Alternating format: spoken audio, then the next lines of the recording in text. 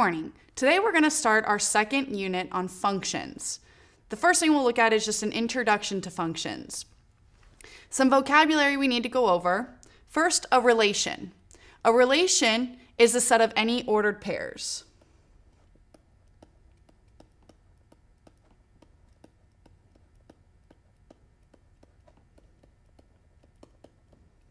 So basically, it's a set of two variables that relate to one another. Now, we can express a relation in several different ways. We can use a set. We can use a graph. We can use a mapping or an equation. We will see relations represented with each of these sets in the coming examples.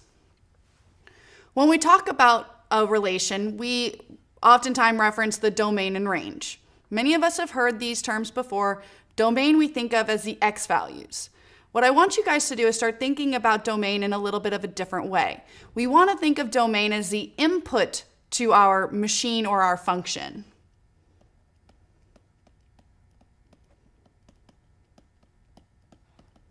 Since most equations deal with the variables x and y, we do consider it also as the set of x's.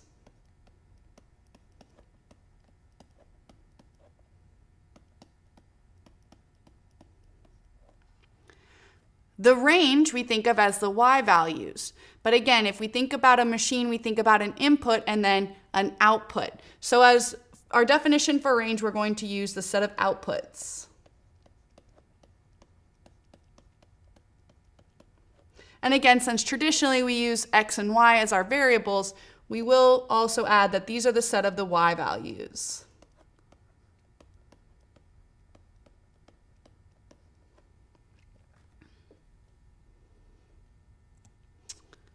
A function, and you can see my abbreviation here, fxn, it's just a shorthand that I use personally. So if you see it in any of the notes or the slides, know that that just means function.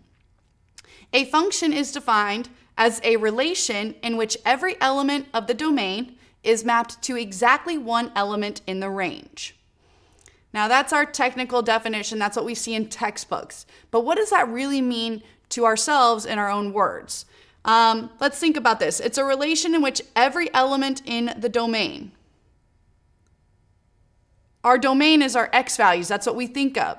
So it means every x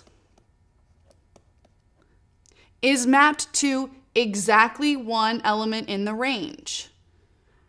Every element in our range we think of as y values. So in our own words, the definition of a function often translates to every x has exactly one y. And we want to put some emphasis on exactly one. That's the key of this definition. Every domain has exactly one range. So let's look at a couple relations and determine whether or not they represent a function using the definition. So this first example shows a mapping. We see the elements in this bubble for persons having a mapping to some element in the birthday column. You can underline that. So we see that Elvis has a birthday of January 8th, Colleen has a birthday of January 8th, Kaylee, March 15th, James, June 25th. Is this a function? The way that we test that is to determine that every single element in your domain is mapped to only one element in the range. Elvis is only mapped to January 8th.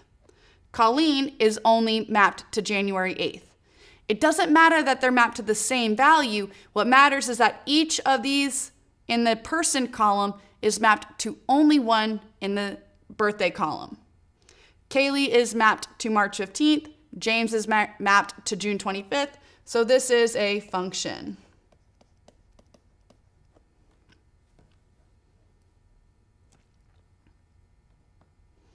Now we see some examples with sets. Our domain are the x coordinates. If I'm looking at this first set, my domain is 2, -3, 4, -2. My range is going to be 6, 6, 9, and 10. the definition says that every domain is mapped to exactly one range. So if we go through each element in the domain, we want to make sure that it only has one element in the range. 2 is mapped to 6. Is it mapped to anything else? No. -3 is mapped to 6. Is -3 mapped to anything else? No. 4 is mapped to 9 and nothing else. -2 is mapped to 10 and nothing else. So this is a function.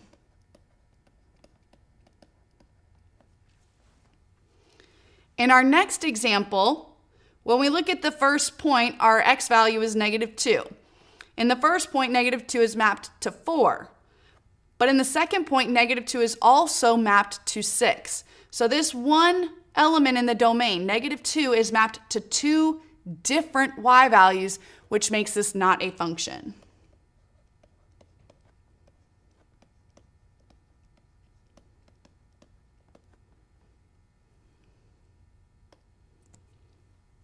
Now let's look at an example with an equation. How do I determine whether or not this relationship between x and y is a function? The same thing that we did before. We want to make sure that every value of x has exactly one y value. So we can test some values to see if we see a trend. So I'm going to make a table of values, and I'm going to pick just any x values. Let's try 1. When I plug in x equals 1, 1 squared is 1. Does it equal anything else? No. Let's try another value. Let's try -4. -4 squared is 16. It's never going to equal anything else. And now we've tested 2 values. Can we generalize that any x value we pick is going to yield only one y value? Yes, we can. So this is a function.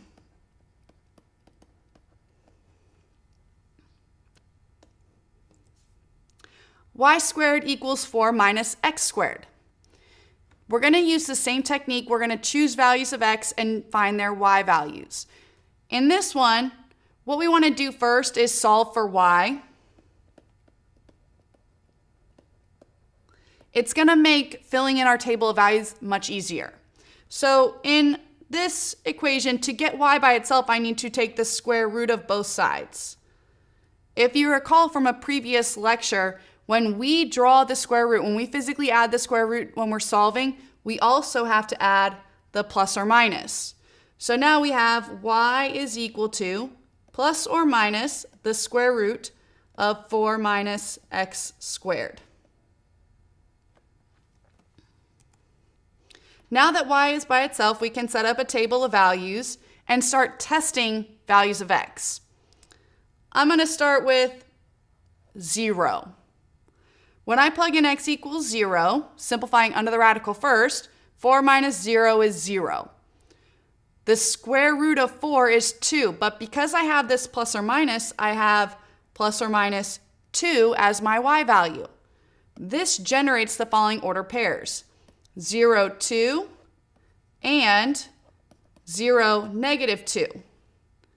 Just looking at these two ordered pairs, we can see that this is not a function because our x value of 0 is mapped to 2 different y values.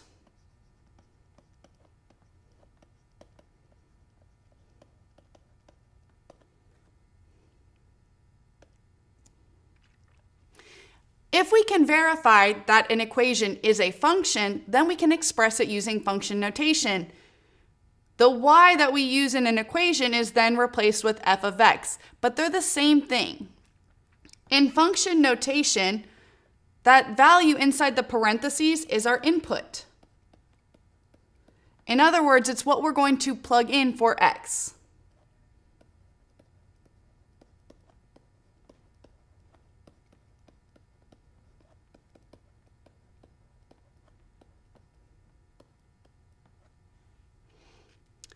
This syntax, f of x, is read, and I've just said it, but let's write it out.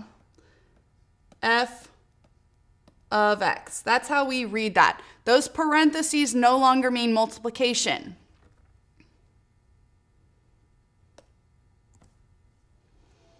So given the following function, f of x equals -2x squared plus x minus 1, we want to evaluate the following. F of 0. What does this notation tell me to do? What it's telling me to do is plug in 0 for x.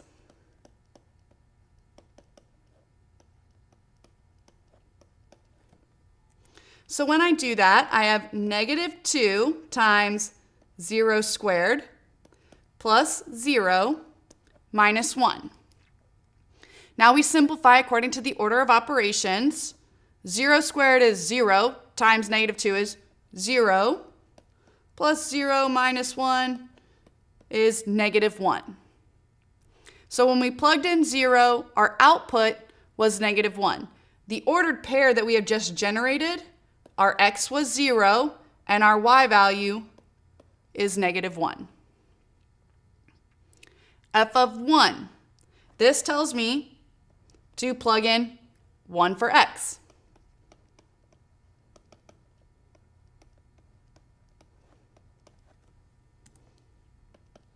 So we have -2 times 1 squared plus 1 minus 1.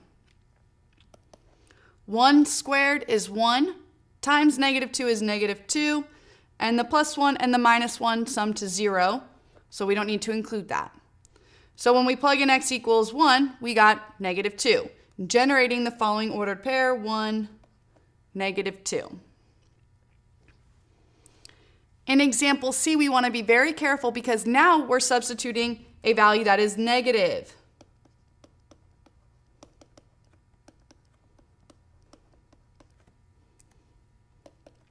When I substitute in a negative value, we want to make sure that we use parentheses. We have -2 times -1 squared plus -1 minus 1. -1 squared is +1, and a +1 times -2 is still -2. When I add a negative, that's the same as subtracting 1, and we have that -1. Combining like terms, we get -4. So the ordered pair generated was -1, -4. We've probably seen plenty of examples where you've had to plug in values for a variable and simplify, but we are not always plugging in a number. In example D, this is saying substitute x with -x.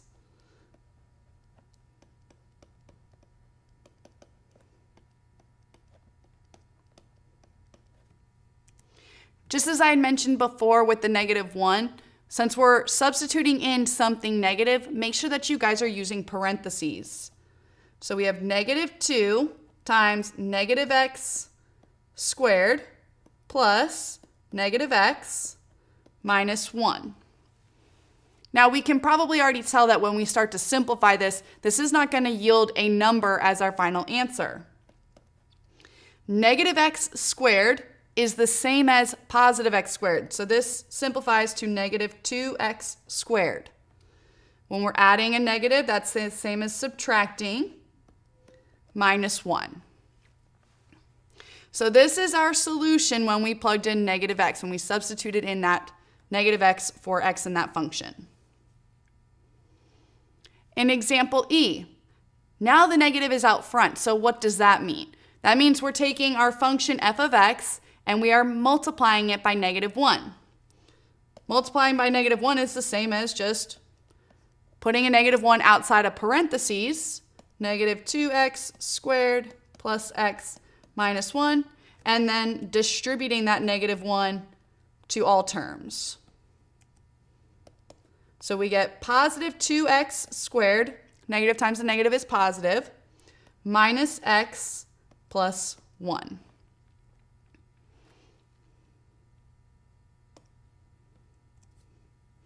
Hopefully we feel pretty good about function notation so far. If we look at this next example, we can see that our input is becoming quite a bit more complex. Now we're looking at f of x plus 1. It's important to remember that function notation always means the same thing. Whatever's inside the parentheses, that's what you're substituting in for x. I always like to give this example. What does this notation tell me to do?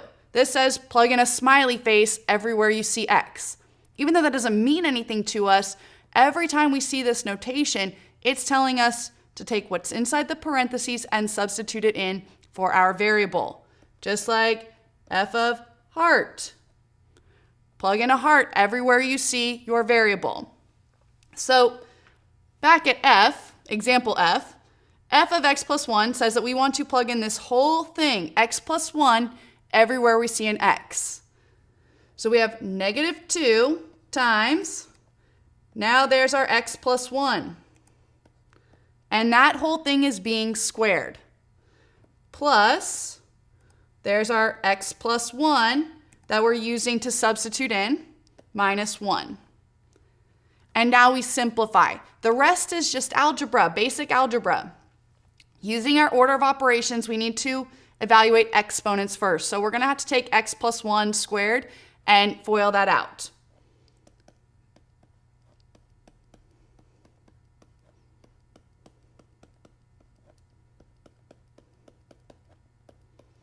So before I started foiling, you can see I wrote out x plus 1 squared as x plus 1 times x plus 1. I suggest taking that extra step, especially if you know that you've been guilty of distributing that square, which we are not allowed to do. So now we'll start foiling. X times x is x squared. X times 1 is 1x, and on my inner terms I have another 1x. So this is plus 2x, and then our last terms is a plus 1. Plus x, and I'm simplifying already, this plus 1 minus 1 is 0. And now I'm going to distribute the negative 2. So I have negative 2x squared minus 4x minus 2 plus x, and my last step, we want to combine any like terms. Negative 2x squared, this 4x and this 1x is negative 3x minus 2. This first step right here, this is our new stuff. That's the function notation that we may not be very familiar with. The rest of it, everything below that, is just our prerequisite skills, the simplifying according to the order of operations.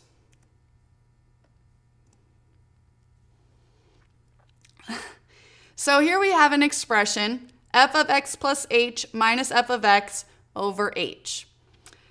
This expression has a very special name for it, and we're going to mention that later. But most times, students look at this and they give up. We see this and it just looks so complicated. Remember that this notation, this f of x plus h, always means the same thing. So in red, I'm going to rewrite f of x plus h. That simply means take x plus h and substitute it everywhere we have an x in our original function. So this is negative 2 times x plus h squared plus x plus h minus 1. Then we are subtracting f of x, which let me change that color real quick. Can we see the yellow? Yeah. I'm going to write f of x in yellow. Since I'm subtracting all of f of x, I want to make sure that I use parentheses. And f of x is stated here. Your negative 2x squared plus x minus 1. And this entire expression is all over h. Again, this is the stuff that's new. The function notation, taking your input and plugging it in for your variable, that's the new stuff. Now, all we have left to do is some algebra to simplify this. We want to start with our exponents, the x plus h squared. So I'm going to write that out twice, x plus h times x plus h plus x plus h minus 1. I was able to drop these parentheses here because it's a plus sign outside. I'm also going to distribute this negative into the yellow parentheses. Plus 2x squared minus x plus 1. This is all over h. FOIL out the x plus h squared, negative 2 times, we have x squared, x times h is xh, and then my inner terms is also going to be another xh. So we have plus 2hx, h times h is h squared. Now we have the rest of these terms, plus x plus h minus 1 plus 2x squared minus x plus 1 over h. We can do this. We're almost there, guys. We want to take this negative 2 and distribute it into the parentheses. Negative 2x squared minus 4hx minus 2h squared plus x plus h minus 1 plus 2x squared minus x plus 1, all over h. We have no more parentheses. Now it's just combining like terms. Well, let's look at what we've got here. I've got a negative 2x squared and a positive 2x squared. Gone. A plus x and a minus x. Also gone. Negative 1 plus 1. Also gone. So let's see what we have left. Let me see if I have an extra page here. Nope, I don't. So I'm going to erase this, what we have on our screen, leaving just what was left. We're going to have a negative 4hx minus 2h squared plus h over h. Negative 4hx minus 2h squared, I believe that's what we had, plus h over h. In my numerator, we should notice that each of our terms have a factor of h. So we're going to factor that out. And when we factor out the h, we're left with negative 4x minus 2h plus 1. And this is being divided by h. And now we can cancel out our like factors in the numerator and the denominator. We're left with negative 4x minus 2h plus 1. So that really complicated expression that we started off with simplified to this nice, easy trinomial. Now, again, that problem seemed really long. Please take this advice. Just because a problem seems long does not mean that it's difficult. You guys have these skills. You know how to simplify according to the order of operations. Just take your time. A lot of times students make mistakes simply because they want to rush. They want to make the problem quicker to solve. So just be very cautious. Take your time. Now, as I mentioned before, this expression that we have here has a special name. It's called the difference quotient.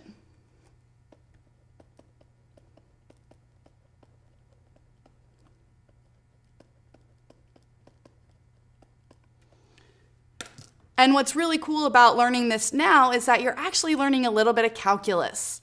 If any of you guys have had friends that took calculus and you heard them talk about finding the derivative, this is what they were doing, okay? So when you guys go into calculus and you start learning the definition of a derivative, this is what you're going to see, this f of x plus h minus f of x over h.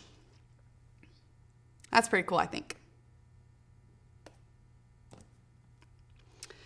Okay, so we know about function notation, how to substitute values in. Now let's talk a little bit more about the domain of a function. As I mentioned before, domain, we're going to consider our input. And it's the set of all x values for which the function is defined. Again, that's our textbook definition. Basically, all that's saying is that the domain is the set of any x value that you can actually plug into your function and get an output. There are a few types of functions that have issues with their domain. The first one that we're going to look at is a rational function. When we see this word rational, what do we think about? Well, hopefully we're considering rational numbers, and we know rational numbers are any numbers that can be written as fractions. So when we see a rational function, this is just a function that is written as a fraction. Now going back to what we know about fractions, there's one big no-no with a fraction, and that is we cannot have 0 in the denominator.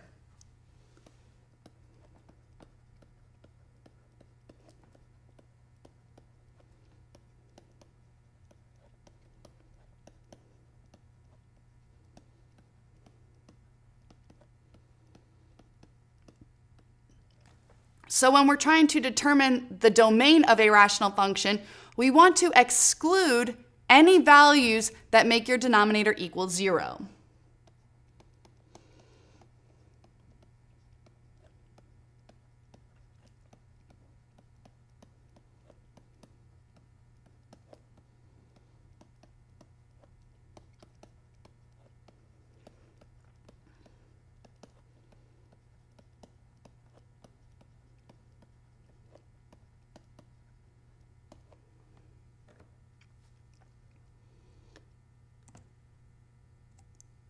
The second type of function that has some domain issues are square root functions.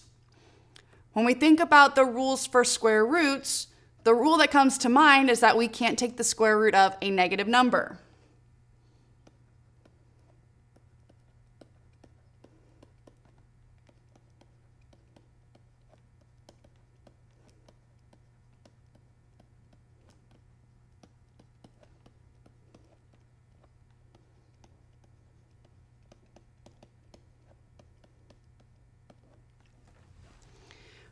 A square root function is going to have something other than just x in the underneath the radical.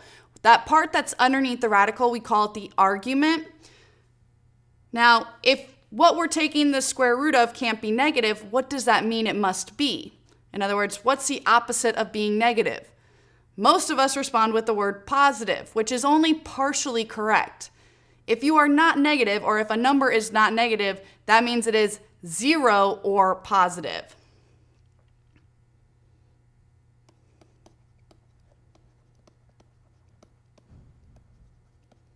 So the argument of a square root function must be greater than or equal to 0.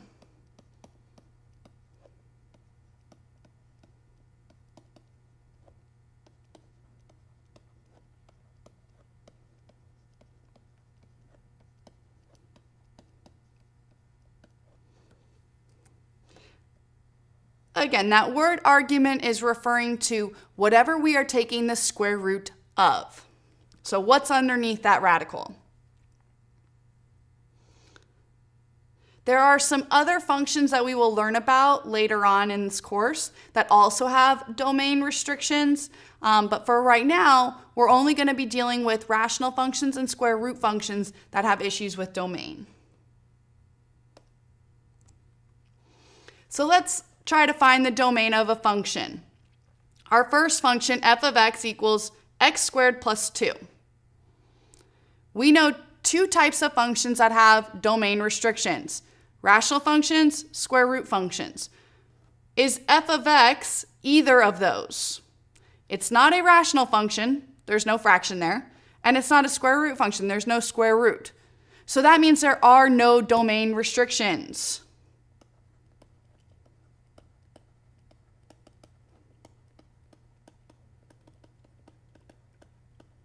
In other words, we can plug in any number, right? Which is the same as saying all real numbers. Since now we're used to writing solutions in interval notation, the interval for this would be from negative infinity to positive infinity.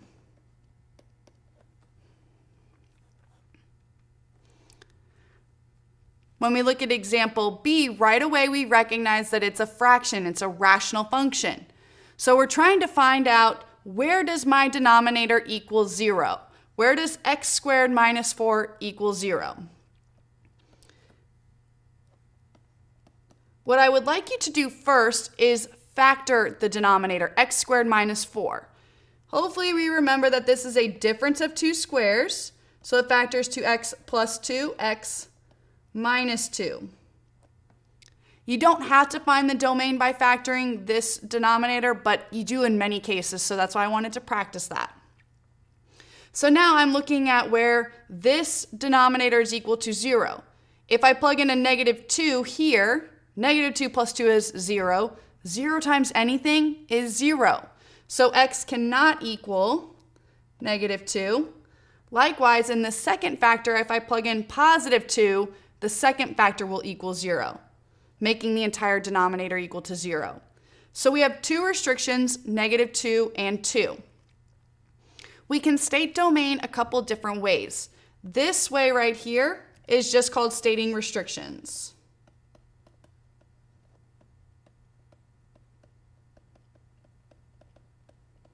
We're simply stating what x cannot be. It is implied that x can be any other real number. But we can also write these restrictions in this domain in interval notation. I'm going to set up a number line just to show you what we're looking at. Here's -2 and here's +2. These are the only two values that we have issues with. We can plug in any other x value. So the red is representing every value of x that we can plug in. Since we have 3 different shaded regions, that means we're going to have 3 different intervals for our domain. This first interval, starting from left to right, is from -infinity all the way to -2. The second interval begins at -2 and ends at 2. And our third interval starts at 2 and ends at +infinity. So this is how we would state that domain in interval notation.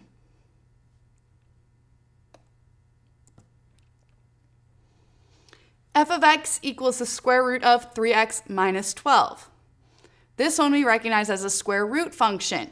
So that means whatever we're taking the square root of has to be greater than or equal to 0. Well, in this problem, we're taking the square root of 3x minus 12. So we're going to set up the following inequality. 3x minus 12 is greater than or equal to 0. Solving this, we add 12 to both sides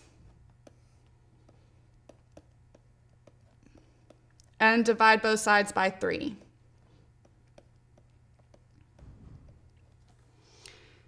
So here we have x is greater than or equal to 4. The difference in this example from the previous example is that here we're stating the values that x can be. Previously, when we said x cannot equal -2 or 2, those are the values that we had to restrict. So when I'm setting up my domain, it's simply the set that's defined here by this inequality. So my domain is x values greater than 4. Setting up our number line to better see it, it's values to the right of 4, including 4. So our interval is 4 to +infinity. And in our last example, we have both problems, right? Both issues. We've got a fraction and we have a radical. So let's think about them individually. We know that our denominator cannot equal 0. Okay? So where does my denominator equal 0?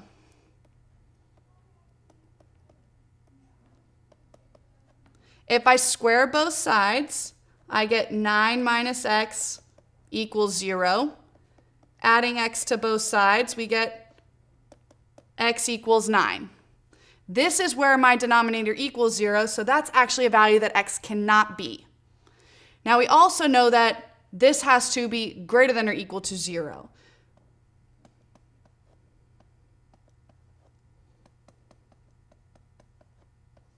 So x must be greater than or equal to 9. 9 must be greater than or equal to x. Both of these must be true. So x can't equal 9 and x must be less than 9. So what does that include? What values are we talking about? Thinking about a number line, here's that 9.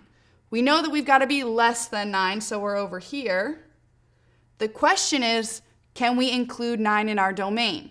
And the answer is no, because if I plug in 9 into this radical, the denominator is then going to be equal to 0. So we're going to have a parenthesis here. And the domain in interval notation is negative infinity to 9 with a parenthesis. So sometimes we have to think a little bit more just because we've got multiple types of functions within one. Oh, that looks like the exact same example. Okay. In example E, h of x equals the square root of x squared minus 2x minus 3. So this is just a little bit more complex of a square root function, where our argument is a quadratic.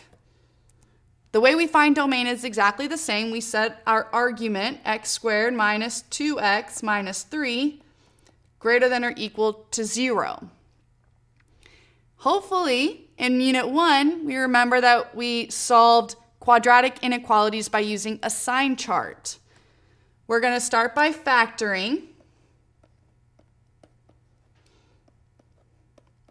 The factors of negative 3 that sum to negative 2. Negative 3, positive 1.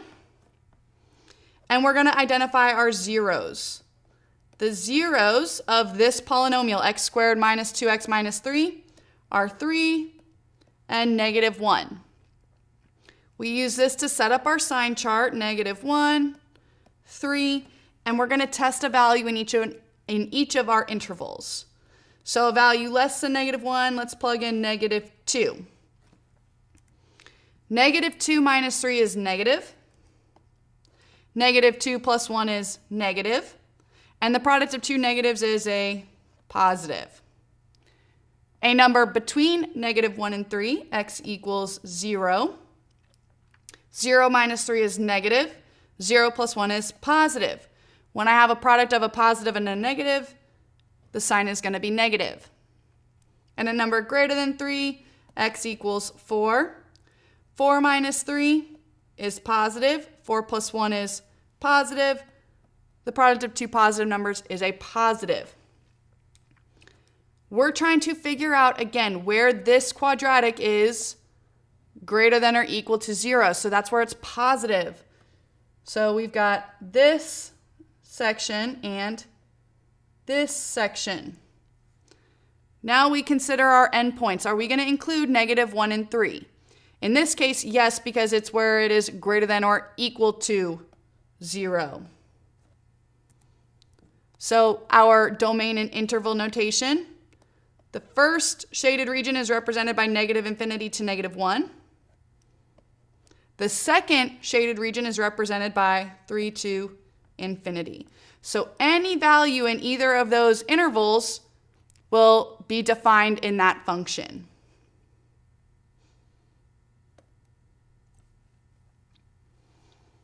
Operations on functions. Our operations are addition, subtraction, multiplication, and division. So we've got some special syntax for the operations. F plus g of x. That's the sum of two functions. Very simply, this is f of x plus g of x. F minus g of x is f of x minus g of x. With this one, we want to be careful to use parentheses because we're subtracting an entire function.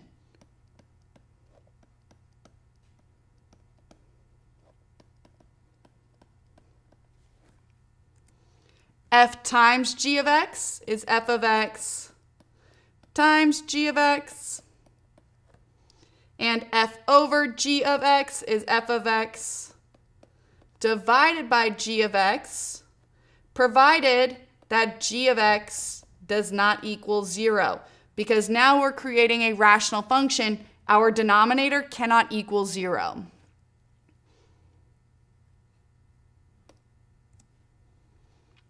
So let's use the following two functions, f of x equals x minus 1 and g of x equals 2x squared, to find the following functions and their domains. F plus g of x. This is f of x plus g of x. We know what those functions are.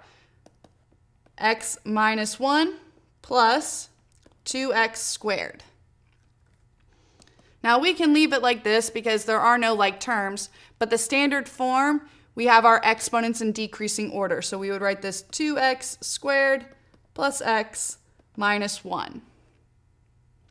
When we try to find the domain of this function, again, consider the two types of functions that have issues: rational functions, square root functions. Does this function fall under either of those categories? No, it does not. So there are no domain restrictions. If there are no domain restrictions, our domain is from negative infinity to positive infinity, which is all real numbers. F minus g of x, that's f of x minus g of x. And when we substitute in our two functions, we've got x minus 1 minus, I'm going to show you that we want to make sure we always use parentheses around that second function. Because there were not more than one term in g of x, we don't really need them, but get into the habit of using parentheses around that second function so that you remember to distribute that negative sign when you simplify. So we have x minus 1 minus 2x squared, and writing this in standard form, negative 2x squared plus x minus 1. The domain for this will also be negative infinity to positive infinity because it's not a rational function or a square root function. F times g of x, f of x times g of x, x minus 1 times 2x squared. Since we have that binomial out front, we're actually going to distribute the 2x squared to both terms. We have 2x cubed minus 2x squared. Because both of our functions did not have domain restrictions, we're going to see again that our domain is all real numbers, negative infinity to positive infinity. And our last one here is f over g of x. So that's the ratio of f of x over g of x. And we're going to substitute our functions in. This is x minus 1 over 2x squared. This new function is a rational function, so we have to make sure that we state the restrictions of the domain. Where does this oh, yikes, I did not mean to erase that. Where does this denominator equal 0? It equals 0 when x equals 0. So our restriction is that x cannot equal 0.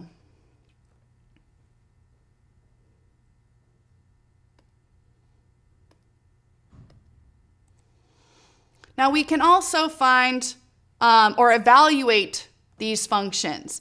F plus g of 3. This is the same as f of 3 plus g of 3. F of 3, plugging in 3 for x, we have 3 minus 1 plus g of 3 is 2 times 3 squared. 3 minus 1 is positive 2. 3 squared is 9.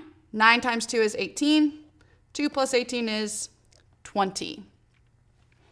Now, because one of our previous examples, we found f plus g of x. F plus g of x, let me find it.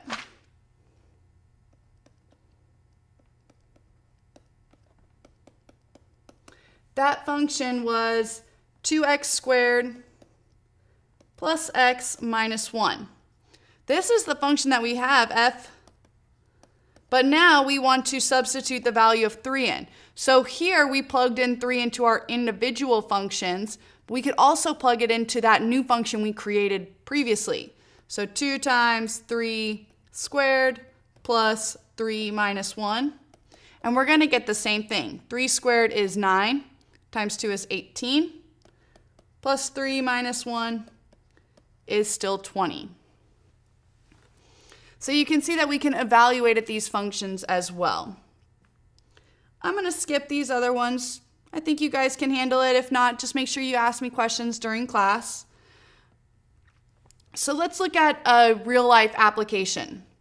If a rock falls from a height of 20 meters on Earth, the height h in meters after x seconds is given by the following function. H of x equals 20 minus 4.9x squared. The first one, we're trying to determine the height of the rock at a given time. Think about what the question is asking. What is the height? So we want to find our y value. We're given our x value. So the first one, we are looking for h of 1. We're substituting in 1 everywhere we see an x. 20 minus 4.9 times 1 squared. When we evaluate this, we get 15.1 meters. Next, they want us to find the height when x is 1.1 second. Same thing, we're plugging in 1.1 everywhere we see an x.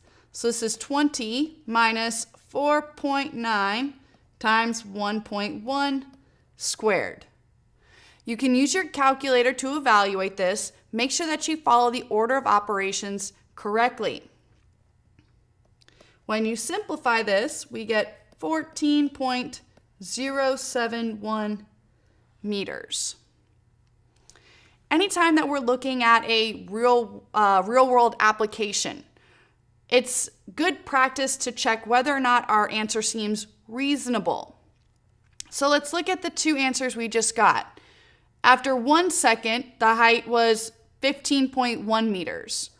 After 1.1 seconds, the height was 14.071 meters. Does that seem reasonable? Well, the problem is describing the height of a rock as it falls on Earth, right? So our height as time goes on should get smaller and smaller, because if I think about this rock, it's getting closer and closer to Earth as it falls. So this does seem reasonable. This isn't far-fetched or completely way out in left field. We can do the same thing for 1.3. When we substitute in 1.3, I'm expecting to get a height that is less than 14.071. 20 minus 4.9 times 1.3 squared. And we're going to use our calculator to find 11.719 meters. When you guys are dealing with answers that are decimals, make sure that you're paying close attention to the directions in the problem. I didn't specify it here, but when you're looking at your homework and when you're working on test questions, it will specify how many decimal places to round to.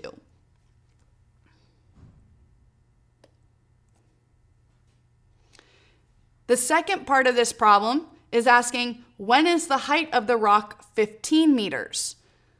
It's asking for when. So think about this. What variable are we trying to solve for if we want to know when? When is indicating a time, and x is our variable that represents time. So we're trying to solve for x. The height is given in this problem, 15 meters. So when I'm plugging in what's known, now we have h is 15. This is equal to 20 minus 4.9 x squared. We solve this equation for x by subtracting 20 from both sides. Negative 5 equals negative 4.9 x squared. Divide both sides by negative 4.9.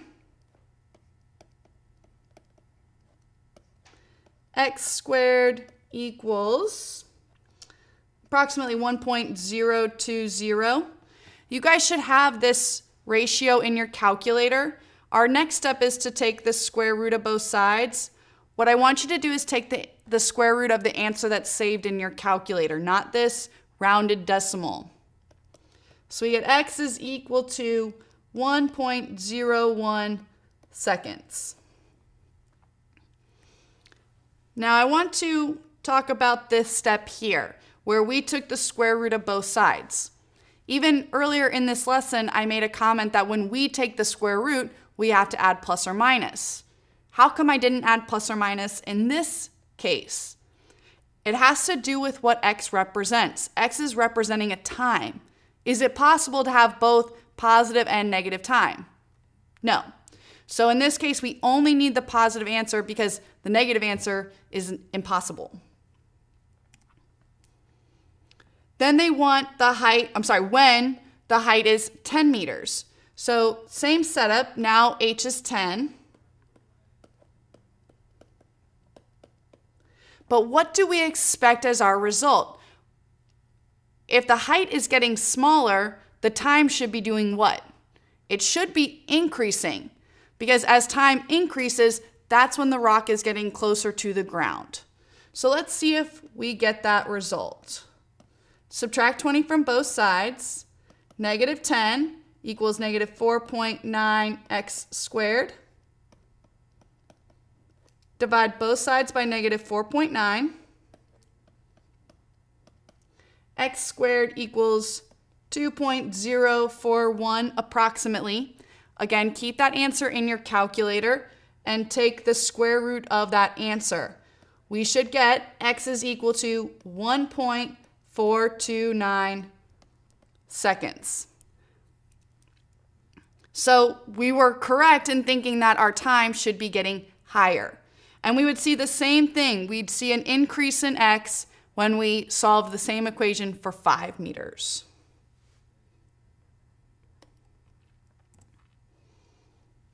When does the rock hit the ground? Analyzing this question, they want to know when something happens. So what variable are they looking for you to find? They want us to find x. If they want us to find x, they have to tell us something about h, and that's here. What's the height of that rock when it hits the ground? The height is 0. So we solve the following. 0 is equal to 20 minus 4.9 x squared. Subtract 20 from both sides. Negative 20 equals negative 4.9 x squared. Divide both sides by negative 4.9. 4.082 equals x squared. And when we take the square root, remember that you're taking the square root of the answer that's stored in your calculator.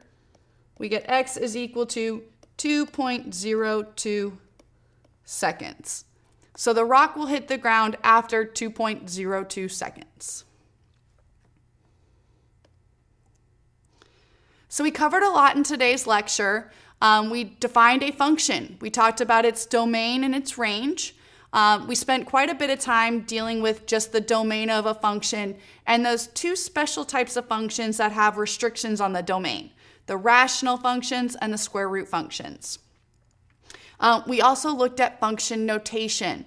Function notation, f of smiley face, means that that's what we're plugging in for our x. So just remember that the parentheses no longer mean multiplication in this context. They still mean multiplication in other cases, but here this is saying take whatever's inside the parentheses, plug it in for x. We looked at operations of functions, which are very simple, adding functions, subtracting, multiplying, or dividing functions. And we were able to look at a real-life example dealing with a function and how to set up equations to solve for different variables. Thank you very much, guys, and we'll see you next time where we will learn about the graph of a function.